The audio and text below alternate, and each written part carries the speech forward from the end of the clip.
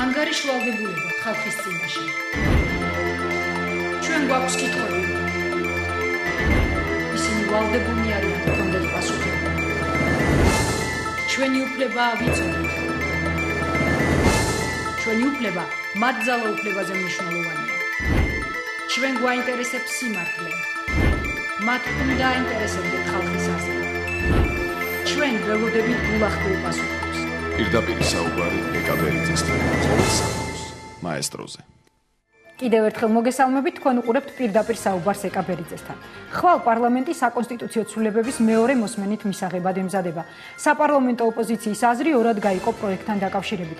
საზოგადოებრივი კომისიის წევრმა ლია მუხაშავრიამ საზოგადოებას მოუწოდა დაიმახსოვროს იმ 4 ადამიანის გვარი, ვინც პარლამენტში პირველი მოსმენისას ცვლილებებს მხარი არ დაუჭირა. ამ 4-დან ერთი გიორგი ცაგარეიშვილი დღეს თავისი გადაწყვეტილების მიზეზებს პირდაპირ საუბრისას აგვიხსნის. გადაცემის მეორე ნაწილში კი ჩვენი სტუმარი ჯავახიშვილის სახელმწიფო უნივერსიტეტის რექტორის მოვალეობის შემსრულებელი ალექსანდრე კვიტაშვილი იქნება.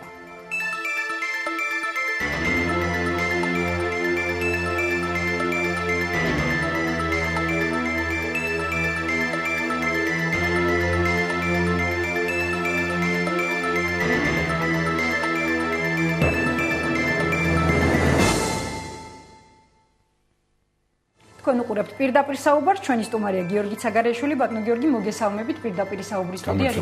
ვიდრე ჩვენი საუბრის ძირითად თემაზე, ანუ კონსტიტუციოს ცვლილებებზე გადავიდოდეთ, მე ვიცი რომ ეხლა დაბრუნდით თქვენ კონფლიქტის ზონიდან და 2 დღეა ურთიერთგამომრიცხავი ინფორმაცია ვრცელდება სადემარკაციო ხაზის გადაწევა არ გადაწევის შესახებ. მოდით მოუყევით ჩვენს მაყურებელს რეალურად რა სიტუაციაა დღეს კონფლიქტის ზონაში.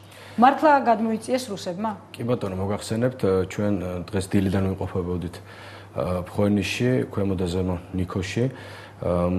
ფაქტობრივად მოვიარეთ ეს ფრონტის პირა, შეიძლება ასე ითქვას, სოფლები. მდგომარეობა მართლაც უმძიმესია და არა მხოლოდ იმიტომ, რომ იქ მცოცავი ანექსია და აგრესია გრძელდება და სხვათა შორის მინდა გითხრათ, ეს არ არის ადგილობრივი მაცხოვრებლების თქმით პირველი შემთხვევა, როცა ასე უახლოვდებიან უკვე ქართულ სოფლებს აგრესორები და სეპარატისტები.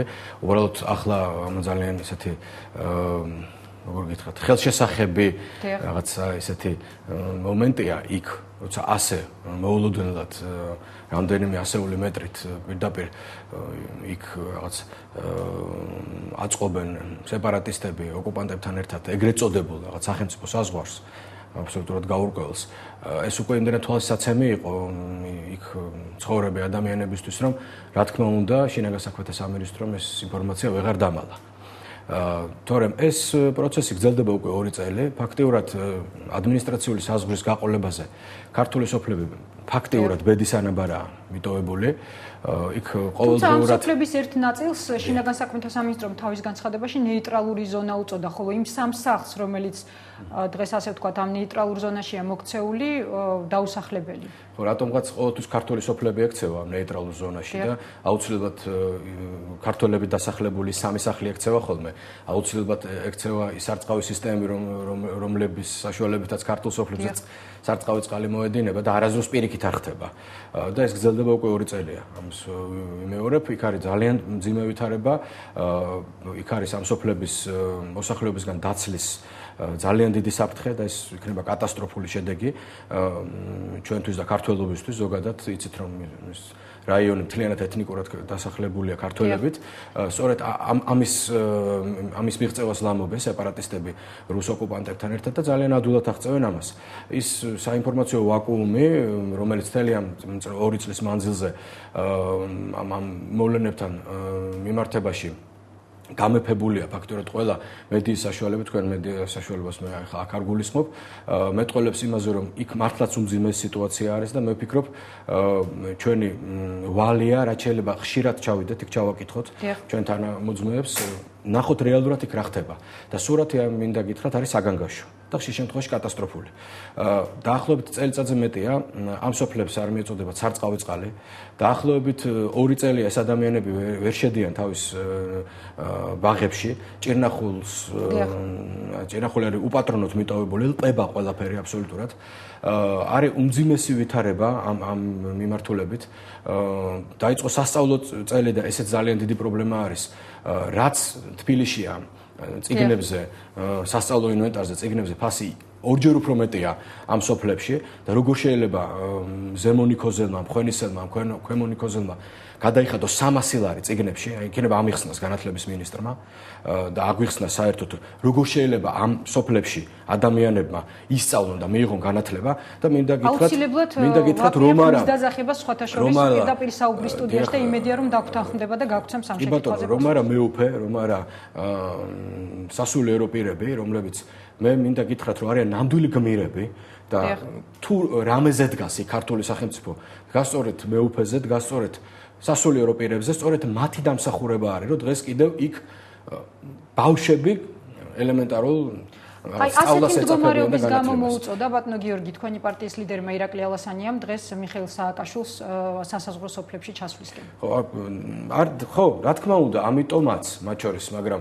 იგი იქ ეთყობა არჩავა, მე მგონი არასდროს არჩავა, ბოლოს იყო დაინახეს გორში და იქნე გარბუდა, იმის შემდეგ იქ კაცარ უნახია მიხეილ სააკაშვილი, დღეს იყო ნაციონალური მოძრაობის პოლიცსაბჭოსთან თათბირი, მე ურჩევ ბატონებს, აი ხვალ ადგნენ, დასდნენ ძვირადღირებულ მანქანებში, ჩაბძანდნენ ზემონიქოში და იმ ხალხთან ერთად იქ გამართონ თათბირი. ესე იგი, უამრავი სახლი ისევ საშინელ მდგომარეობაშია ნამყოფი კი არა, ეხლაც იმყოფება საშინელ მდგომარეობაში, მე ვნახე სახლები ნახევრად გადახურული, ახალი სახურავი და შემდეგ ისე ძველი სახურავია. ანუ ძველ სახურავზეც ვერ გაიმეტეს ფულადი სახსრები. არის საშინელი ვითარება, კატასტროფული ვითარება პროდუქტთან დაკავშირებით, სურსათსანოვაგესთან დაკავშირებით, უსაფრთხოებასთან დაკავშირებით. ვერავინ გარანტიას ამ ადამიანებს ვერ აძლევს, რომ აი თქვენ გახვალთ, თქვენ ჭირნახულს მოიწევთ და იქ არავინ არ მოგკლავთ, არავინ არ მოგიტაცებთ. საშინელი ვითარება არის ამ თვალსაზრისით. დღეს სწორედ პოლიცსაბჭოზე მიხეილ სააკაშვილმა გააკეთა შემდეგი განცხადება. უკაცრავად, ჩვენ ერთდროულად ყავს პოლიტიკური პარტნიორები და ოპონენტებიც, რომლებიც არიან პარტნიორები მთავარ საკითხებზე და იზიარებენ ამ საკითხებს. მაგრამ ძალიან მწვავედ გვაკრიტიკებენ სხვა საკითხებში. და ესეც მათი ძირითადი სიძლიერეა. მათ შეუძლიათ მთავარ ჩარჩოში იყვნენ, ერთი თამაშის წესით ვითამაშოთ. ამიტომ დიდი შანსი აქვთ, რომ მოგვიგონ. როცა შენ ჭადრაკს ეთამაშები და ის შაშს გეთამაშება, ვერასოდეს მოგიგებს. მაგრამ ჭადრაკის თამაში მანაც რომ ისწავლა, ეს სხვა სიტუაცია. ასეთი განცხადება გააკეთა დღეს მიხეილ სააკაშვილმა.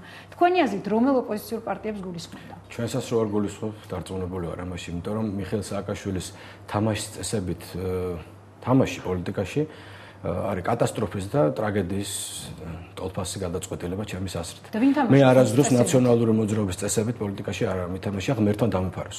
თორე დავემსგავსებოდი იმ ზონდერ ბრიგადების წარმომადგენლებს, რომლებიც დაძდებდნენ მოსაკლავად 7 ნოემბერს ხალხს ღირსი ძისით. თუ ეხა ეს უნდა ვინმეს გააკეთოს ოპოზიციური სპექტრიდან, კი ბატონო, გზადამითმეა, შეუძლიათ ეს გააკეთონ, მე არ ვიცი, ვის გულისხმობენ.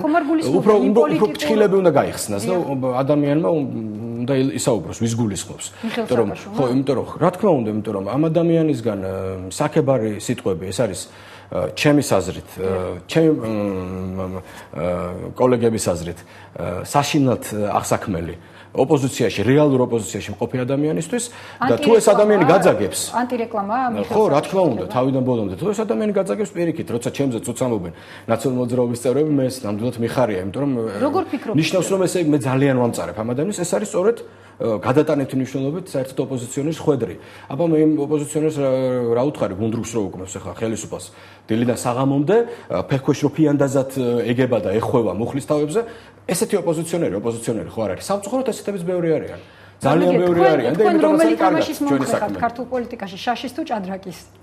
მე ვარ სამართლიანი თამაშის მომხრე, გინდათ ეს შაში იყოს, გინდათ ჭადრაკი და გინდათ ნებისმიერი სახის თამაში. ოღონდ სააკაშვილს ხომ იცით როგორი თამაშის წესები აქ დანერგილი. ანუ მინდორი მისია, არბიტრი მისია, მაყურებელიც პრინციპში მისია, თვითონ ბურთიც, რომელიც წესით ნეიტრალური უნდა იყოს მისია, იმიტომ რომ მის ფეხზეა მობმული ფაქტიურად და ეხლა ესეთი თამაში გინდა მინდორზე, გინდა ჭადრაკის დაფასთან, ჩემთვის არის აბსოლუტურად მიუღებელი. ბატონო გიორგი, როგორ ფიქრობთ, იმ პოლიტიკურ ძალებს ხომ არ გულისხმობდა მიხეილ სააკაშვილი, ვინც პარლამენტში, ასე ვთქვათ, ლეგიტიმაცია გაუკეთა საკონსტიტუციო ცვლილებებს? ვერ გეტყვით. უმჯობესია ეს იმ პოლიტიკურმა ძალებმა თქვენთან პირდაპირ ეთერში მოახსენოს საზოგადოებას და მე მათ რჩევას მივცემ. აი ხვალ 12 საათზე პარლამენტის წინ რუსთაველის მოედანზე იკრიბება ხალხი აღშფოთებული ამ ეგრეთ წოდებული ბჭყალებში საკონსტიტუციო ცვლილებებით და პროცესით.